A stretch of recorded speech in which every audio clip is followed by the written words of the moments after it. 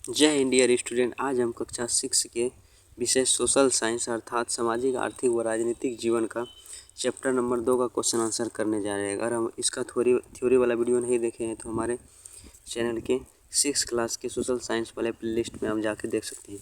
तो आइए फ्रेंड, इसको हम स्टार्ट करते हैं। अगर इसमें कोई त्रुटि हो तो हमको कॉमेंट में ज़रूर बताएं ताकि हम उसको सुधार कर सकें। इसमें अध्याय 2 है, तो इसमें देखिए क्या है, ग्रामीण जीवन यापन का स्वरूप, इसको पढ़ना है। तो इसको स्टार्ट करते हैं। पहला नंबर क्वेश्चन क्या है इसमें आपके गांव में किन किन फसलों की खेती की जाती है, इसका सूची बनाइए। तो इसका आंसर हो जाएगा, हमारे गांव में निम्नलिखित फसलों की खेती की जाती है। तो अपने मन से भी लिख सकते हैं, जैसे गेहूँ हो गया, चावल हो गया, बाजरा, जौ, मक्का, दलहन की खेती भी की जाती है। इसका आंसर हो जाएगा।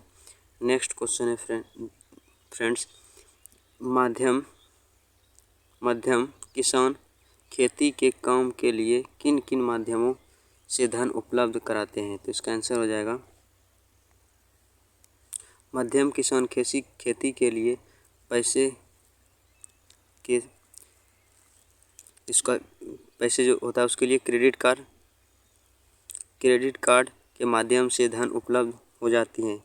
बैंक से कर्ज भी मिल जाता है, जैसे नाबार्ड शब्द आता है कृषि के लिए ऋण। इसका स्थापना छठी पंचवर्षीय योजना के तहत 1982 ईस्वी में हुआ था, नाबार्ड का। इस तरह इन माध्यमों के द्वारा मध्यम किसान खेती के काम आसानी से कर पाते हैं। नेक्स्ट है हमारा, आमतौर पर आपके गांव में एक किसान परिवार को खेती से गुजारा करने के लिए कितनी एकड़ ज़मीन की आवश्यकता होती है, जिससे उन्हें या उनके परिवार के सदस्यों को दूसरे के यहाँ मजदूरी नहीं करनी पड़े। तो इसका आंसर हो जाएगा, आमतौर पर हमारे गांव में एक किसान परिवार को खेती करके गुजारा करने के लिए 30 से 40 एकड़ ज़मीन की आवश्यकता होती है, जिससे उन्हें या उनके परिवार के सदस्यों को दूसरे के यहाँ मजदूरी नहीं करनी पड़े। नेक्स्ट क्वेश्चन है स्टूडेंट, महाजन या साहूकार के यहाँ कर्ज की ब्याज दर ऊंची क्यों होती है।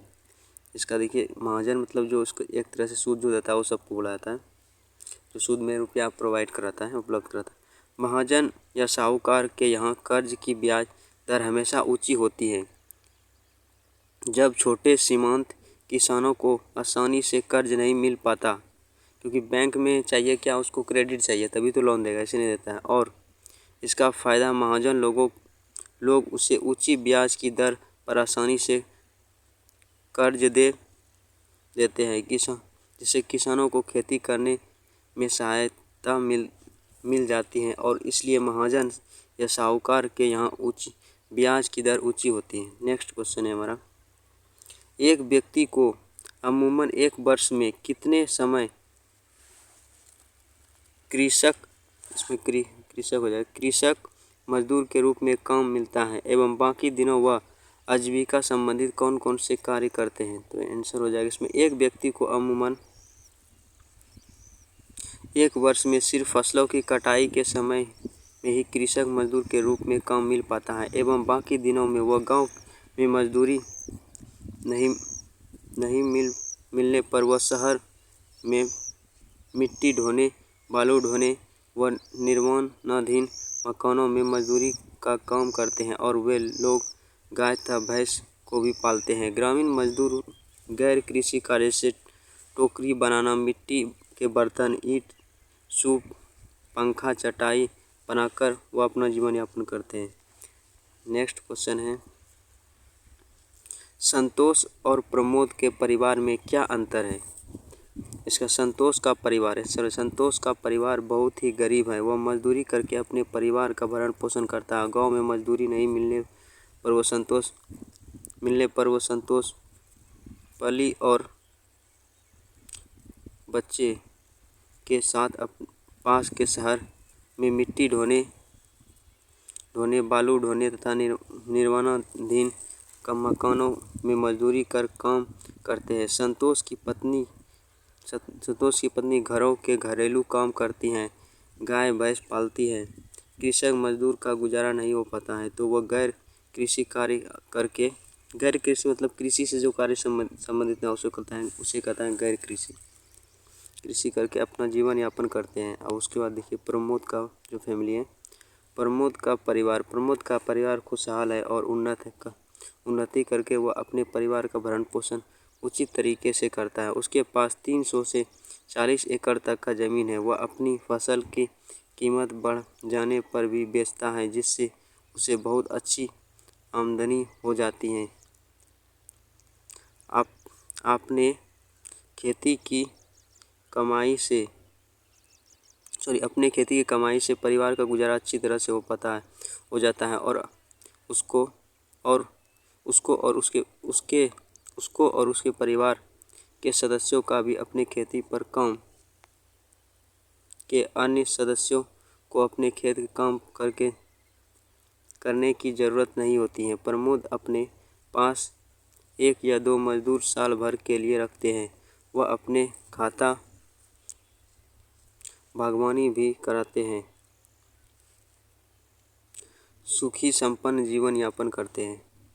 तो फ्रेंड्स इसको ध्यान रखिएगा।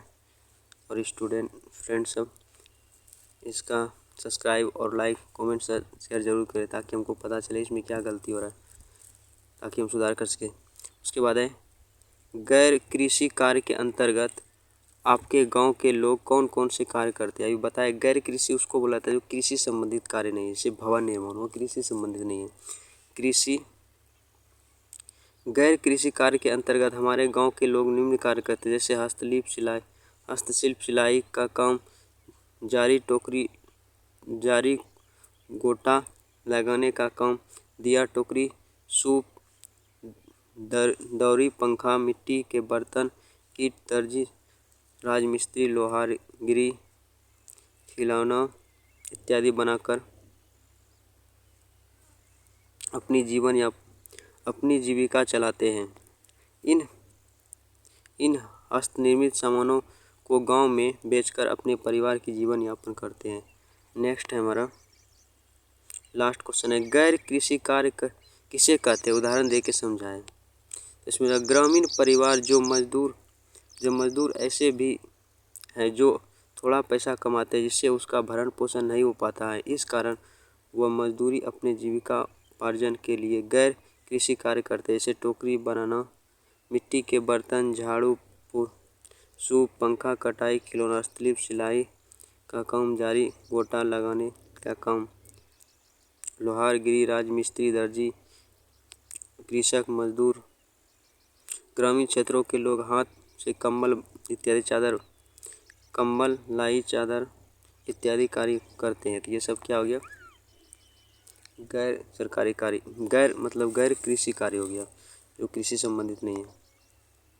नेक्स्ट है फ्रेंड्स, यहाँ पे आप बड़े होकर जीवन यापन संबंधित कौन से कार्य करना चाहते हैं। तो ये तो अपना ओपिनियन है, मतलब आप क्या बनना चाहते हैं, क्या कार्य करना, तो अपने से लिख सकता है। तो यहाँ पे हमारा ये क्वेश्चन आंसर का वीडियो ख़त्म होता है। ये वीडियो और अगर कोई गलती हो तो कमेंट में ज़रूर बताएं, ताकि हम उसको सुधार कर सकें। वीडियो देखने के लिए धन्यवाद।